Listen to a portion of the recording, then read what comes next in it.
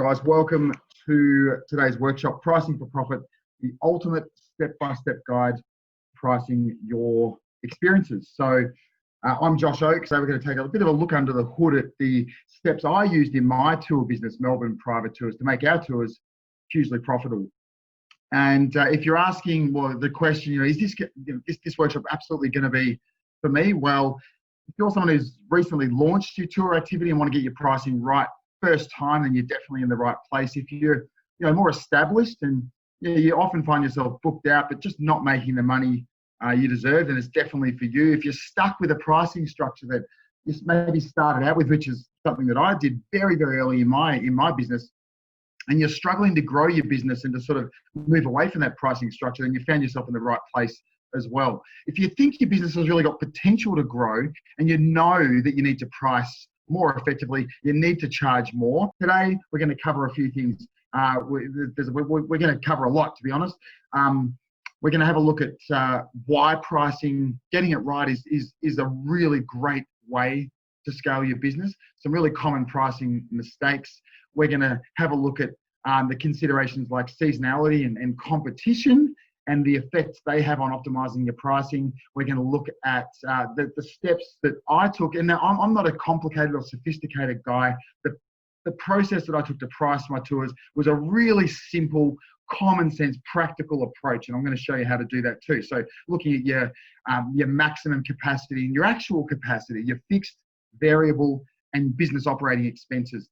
The importance of building in those commission levels, the requisite commission levels, so you can distribute your tours, selecting the right markup for your tours, and bringing it all together to create the optimum price for your experience. So first of all, as far as I'm concerned, if you want to grow your business, getting your pricing right is absolutely the easiest way to do it. There's a whole bunch of ways that you can grow your business, and here's some of them here, and a combination of many of these that you can implement to grow your business. Getting out there and exploring new markets, creating new tours or experiences, finding new customers, doing sales calls, marketing activities, winning those new accounts, those new travel partners, partnering with new distributors, optimizing your site and driving direct sales, advertising, all ways that you can grow your business. And they're all great ways to grow your business, but they all come, with the certain risks. All have risks. Many can take years to implement and really succeed with. A lot of them have question marks over the return on investment. And a lot of them, well, all of them can potentially drain your time, your money, and other key resources while you're trying to find success, through in that way. So for me, when I was growing my business, I had a really simple formula that I developed over a few years that was to create really great experiences loaded with unique features, things that stripped away the potential for people to compare apples with apples, that couldn't be compared with others. They were loaded with value, and then I simply priced them responsibly and for maximum profit. So quick look at some common pricing mistakes. So the first one is one that I fell into, a bit of a trap I fell into in the very, very early days, and that is to copy your competitors' pricing. So for many people, they start out like this. It's how they choose their pricing. They simply take a look around them, see what's on offer, and they aim for something in the ballpark, maybe a little higher, maybe a little lower. But it's a really bad trap to fall into, because we don't know anything about their business. We don't know what their fixed and operating costs are. We don't know whether they own their vehicles, they lease them. We don't know if they work from their bedroom. We don't know if they've got an office space. We don't know if they've got any financial backing or investors. We don't know how much they're paying themselves and what sort of profit margin they're aiming for. And we absolutely have no idea on what their actual cash flow is, whether they're making money or whether they are bleeding. So you're often just copying a business owner that is just simply copied from another business owner as well. So it's a really bad trap to fall into, and it's a way that many of us start out. The next one is not paying yourself. Now, again, something that I did early days and really, really had to change that. So a golden rule for you all: pay yourself first. Pay yourself before anything and anyone, because if you put yourself at the end of the line, all your cash flow is going to get chewed up somewhere along the way, and there's going to be nothing left for you. You're going to find plenty of ways each fortnight to spend money that was allocated for your paycheck. And the best way to succeed in growing a business is to pay yourself first. When I said enough is enough, when I started out, I was too scared to pay myself, frankly. And what I did from that point is I created a personal budget. And that personal budget looked a little bit like that, fairly simple. I worked out exactly what my family needed to live on each fortnight. And then I added a 10% buffer. And I automated a fortnightly payment of that amount to a separate account. And the result of that was that, everything for me changed. I felt so much happier. I was so much more productive. And this just flowed right through my business. And, the other thing that was interesting was that it was crazy. When I started paying myself, everything else always seemed to get paid as well. So a really, really golden rule, folks, is to make sure that you pay yourself responsibly and you pay yourself first. Next, now we're going to dive into this in detail a little later, but failing to build in a margin for distribution. A lot of people say, I just can't afford the commissions. Well, that's why you need to do that in the early days. You need to get that built in from word go. And if you haven't, then you need to start incrementally working towards getting that commission level built. And I'm going to show you how to do that in the steps that we're going to be running through, because the reality is the traditional distribution model of travel, people need to get paid to distribute your tours and activities. And if you can get them distributing, then it's going to open up a whole world of opportunity for you and your business.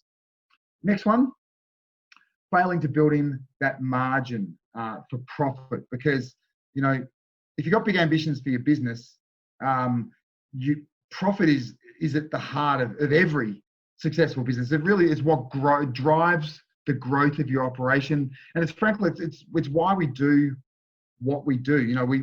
We're doing what we do to make money, we're building a business to make a profit. So your profit margin should be absolutely sacred. It should be built into your tour price, and I'm going to show you how to do that, and never sacrifice for short-term promotions or for marketing or for wages, things like that. It provides the capital you need to grow, to bring in more vehicles or tour leaders or equipment, whatever it is. That's how you do it, by building in the appropriate margin for profit. And moving on, Tara was talking about this just before we started. Avoid using fixed tour pricing. The word that we're sort of talking about is dynamic pricing. So no matter where you're operating, simply the rules of supply and demand are going to apply to your tours. So although distribution partners sometimes may not share this view, it's time to move away from thinking of pricing as fixed.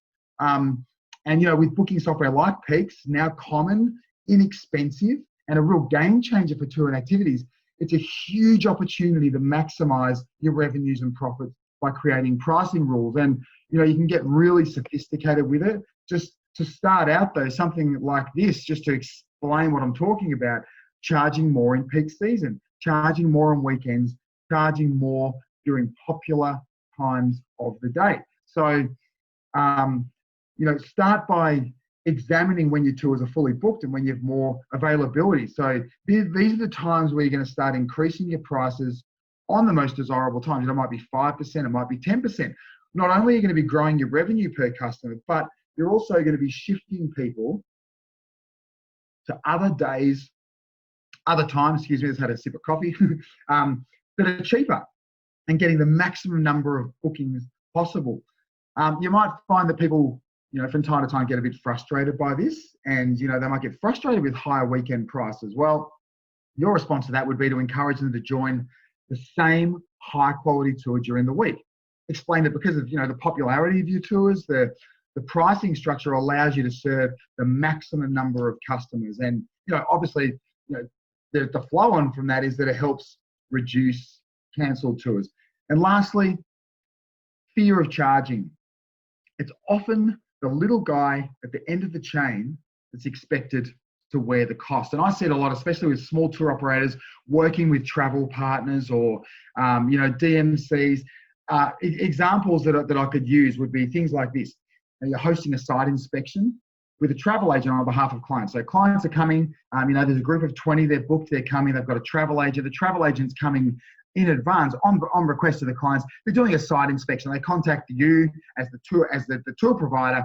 Hey, can we do like a bit of a run through of the trip? Can we go out to these sites and make sure everything's, and they expect you to be doing this out of the kindness of your heart. And some response from tour operators would be, oh, well, I'm getting this great piece of business. So yeah, of course, it's just me. I'm the business owner. I should be out there. Well, I see it as in a very, very different way. Nothing is for free in this game. Your time is worth something. You really need to be charging appropriately for because it's not you that should be wearing costs like this. It's not the travel agent that should be wearing costs like this. It should be the client. So if you've already quoted a piece of business, then anything over and above you should be quoting and charging for. On that note, you need to see yourself as an employee of your business. If you're going to be going out there spending time with clients, well, you see it as in the same way that if you had to send one of your senior tour guides out, your time is worth something to your business, and you need to make sure that you're always charging specifically for your time and also for the time of others around you. Similarly, a client, books a few months ago, but now they've got a whole range of changes that they want to make for their itinerary. They want to add in this extra boutique winery, and they want to add in these other sort of bells and whistles. Now that's absolutely fine, but there's time involved in facilitating these changes. It might mean that your tour is now extended, your private tour is extended by 2 hours. Well, are you charging for those 2 hours? Are you charging to cover your tour guide? Are you charging in the same way with the same margins that you had for the first quote? So, again, if people want extras, then they need to pay for them. This is something else that small tour operators often fall into the trap of being too, scared to charge for. Again, things like a meet and greet. These are things that you should never be too scared to charge for. You're running a business. Your time is worth something. The time of your people is worth something, and you should always charge for these. So, guys, before we begin, a few really quick considerations to help you arrive at the right place for your tours. Firstly, seasonality. So your price might vary depending on the high season or low season. No matter where you're operating, general rules of supply and demand are going to apply. So by thinking of your pricing, as we mentioned earlier, with being more dynamic, you're going to serve more people. You're going to, serve more customers. You're going to get more customers. You're going to make more money, and you're going to be much more open to experimenting with higher prices. Competition is the next one. So there's no point pricing your product absolutely out of the marketplace. So you just can't justify the value. You need to stay competitive, or if you've got a premium price tag on your experience, you need to be able to justify this higher pricing and really clearly, compellingly articulate the value. So that's both in the marketing of the experience and in the experience itself.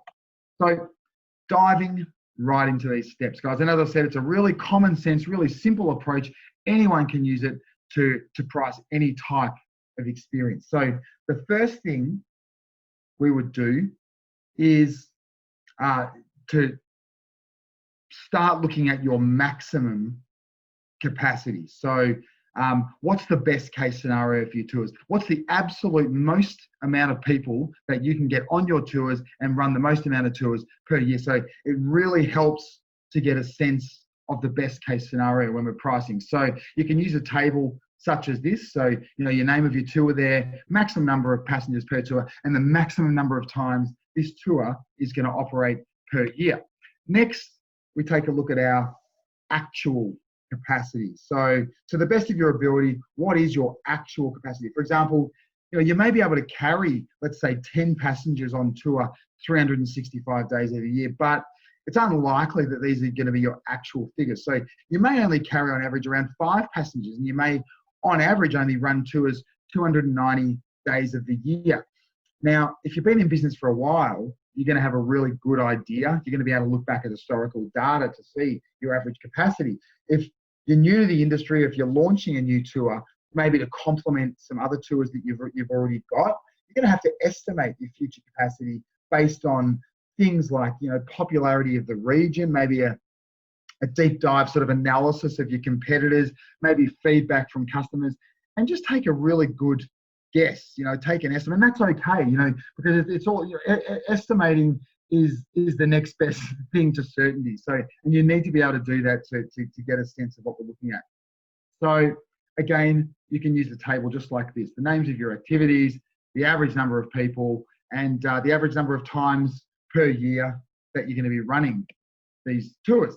So guys, next we're going to be looking at costs, your fixed costs and your variable costs. And before we push on into these costs, a little recommendation of mine. It's something I did in my business. I think I started implementing this at around about the time we were doing probably around $1 million a year in revenue, and it was dramatically effective. It literally blew my mind how effective this was.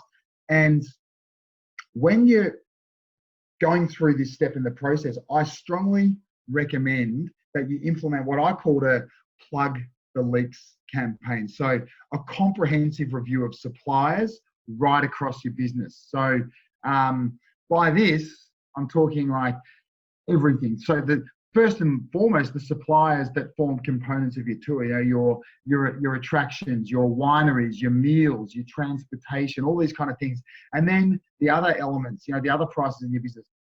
Everything. You can get a profit and loss statement from your accountant, or you can just draw up a list yourself. Utilities, bookkeeping, insurance, telecommunications, accounting, absolutely everything. And then I would be reaching out to each and every one of them. Now, just from my experience, now here's a range of the tours that I ran for Melbourne Private Tours. Now, it's about, from memory, I think it was about 18 tours that I ran. So each and every one of them had a whole range of components, different suppliers that were forming components of these tours. So in total, I reckon I had about 50 or 60 different suppliers. So it was a really effective exercise to reach out individually to each and every one of those. Now, that plug the leaks campaign I talk about, by asking each and every supplier in our business to review the offer that we were getting. Were we getting the best possible deals, the best inclusions in those deals, the best type of experience, the best possible price?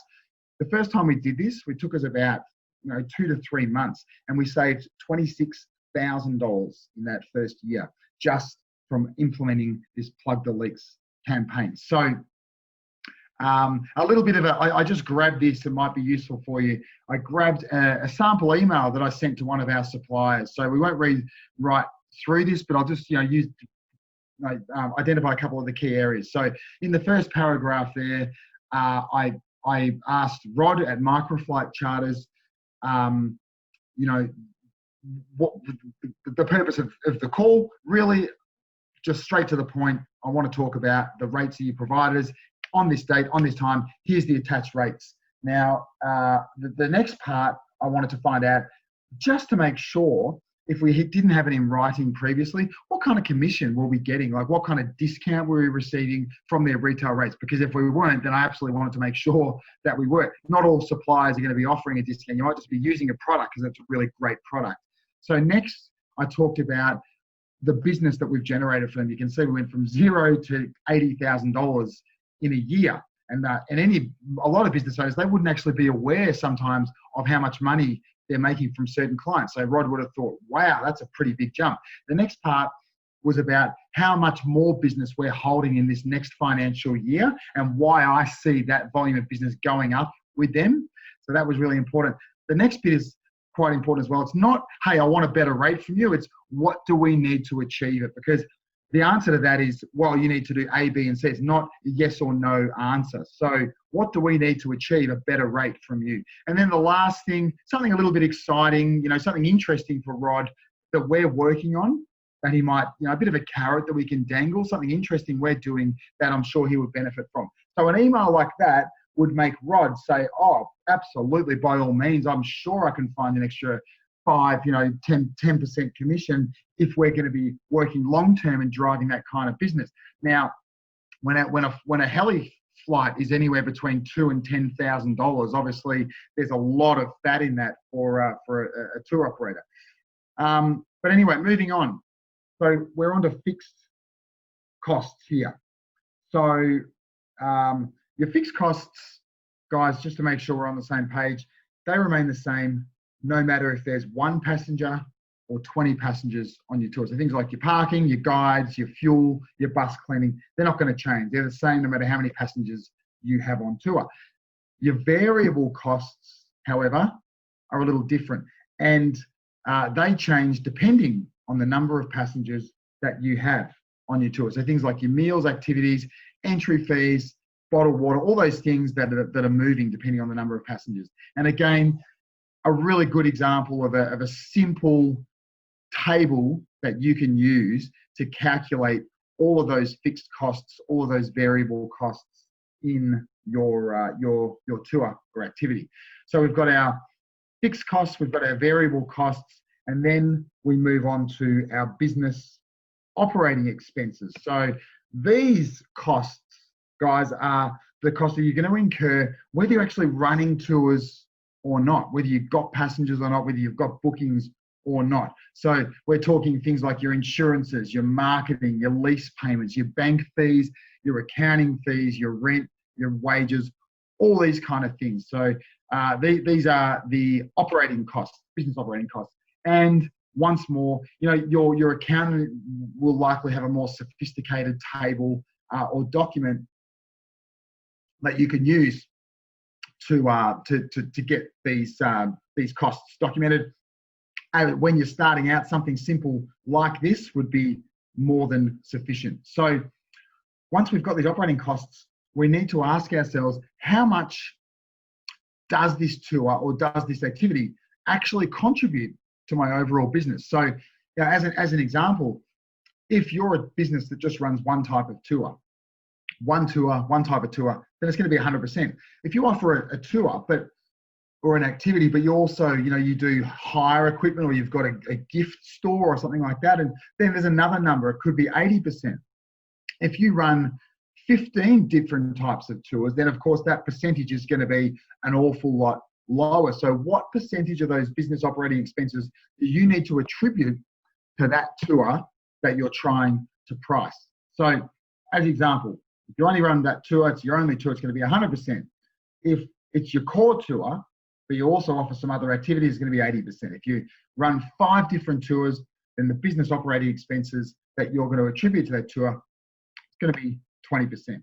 Then you need to divide the business operating expenses by the actual number of passengers you anticipate hosting on tour in that year. So that's the actual capacity you worked out in step 2. Now, I'm very mindful a lot of you will need to be getting the replay, slowing it down, going back and just running through that one more time to make sure you're clear on that. But you're dividing your business operating expenses by the actual number of passengers you anticipate hosting, the actual capacity you worked out in step 2. Lastly, step 5, your commission level. Now, we touched on this a little bit earlier. So if you're focusing, now a lot of tour operators focus on direct business. Now that's great. Direct business is awesome. Commission-free business, fantastic. And they're often opposed to the idea of paying commissions to distribution partners. But by doing that, what are they actually losing by not being open to those different distribution networks? I mean, all of these tantalizing opportunities to grow your business. Obviously, OTAs, we've got retail agents, inbound tour operators, destination management companies, wholesalers, concierges. There's office building concierges that are popping up all over the place. Collaborations with other tour operators, collaborations with local businesses. We could go on and on and on. All of these you could refer to as distribution partners. All of them require a commission to distribute, to sell your tour or activity. So you're really you're losing out on multiple potential sales channels by not actually building in that commission. So, if you're open to new markets, if you're open to distributing your tours to people that you likely wouldn't reach, if you want to leverage marketing expertise and sophistication, if you want to boost growth with a low risk performance-based spend, because it is low risk. You're not paying for SEO up front. You're not paying for Google ads or Facebook ads, or you're not printing brochures necessarily to win this type of business. It's performance based. They generate a booking, you pay a commission, so you're never out of pocket. So if you want these kind of things, then you really do need to build commission into your rates. Now, how do you do that? Well, there's two ways you go about it. One is you could look at the highest possible rate of commission, let's say a 30% commission, and just build that into your rates. Now, potentially, it's obviously possible to do that. It's actually, to be honest, it's what I did. And I built a 25% commission into my rates, and it worked for me. But a lot of people could be very nervous about that, especially if they've already set their rates and they're really concerned about bumping it up 25%. Well, another way you could do it is to look at the average commission level. So obviously you've got direct business with no commission. Then you've got hotels, might be, let's call it 10, 15%. Online travel agents might be 20 or 30%.